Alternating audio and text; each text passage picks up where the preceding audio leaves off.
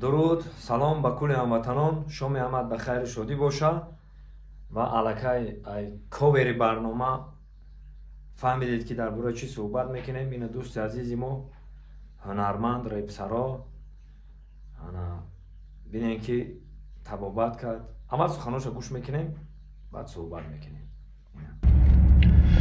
برادران و کسا سلام علیکم. همه یک موضوع دارم. مرا چند ماه شید پرسیده سبدین، من جواب نمیدادم.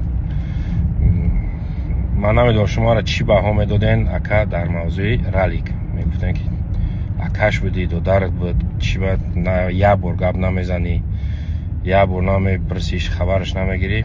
مثلا من همین چیزا را جواب نمیدادم، خب میکردم. برای نمی روزا که مقصد ایختش پرسین. سلام علیکم برادرو. خوبه برادران؟ خوبه.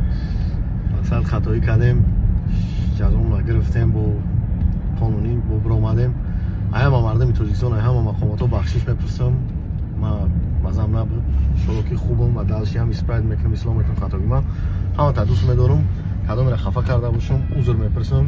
به هر میندارم من اونایی که دستگیریم کردن و خصوصا همه کرم و دیگه برادران پرزیدنت چی با مطرح نمی اومدم خبرگیری اکوش شنیدن که بعد مانند دیدن میگن که اینا ما خدمت میدونم مادر ما الله تعالی ما در همین باره 24 ساعت خبرم بود بگیم خطا نمیکنیم.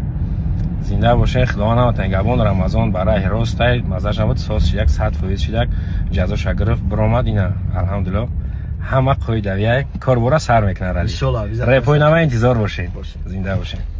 همین خیلی که از ما خرسندیم رالیک برآمد. سلامت باشین و در پوبلیکاسیون هم ویدیو پارتاتون بدرین تماشاش کنین درباره رالیک رمضان. لایک افراموش مبارک شه. اول خدا مبارک. بدرین تماشا کنین. زنده باشین. یا صورت بگیریم. خوبه بخیر. ویدیو. چخله؟ چخله؟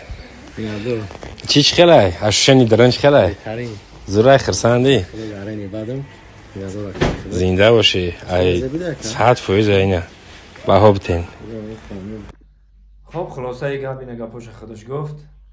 همه وقت ما باید در خدمت وطن مادر باشیم و هر کاری را که میبینیم عبرت بگیریم. همه جوانو همه ما میگه بیگناه هیچ کنیست جز ذات پاک، همه گناهگاره، همه گناه میکنن بخوای نخوای.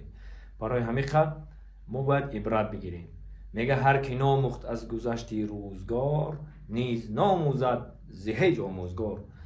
ما را روزگار همین خیلی میکنه معلم میکنه.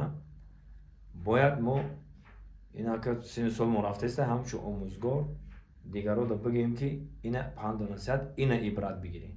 اینا عبرت میشه هر یکی ما. بازم خداوند بزرگ موفقت بگردونه برادر عزیزم رالیک جان.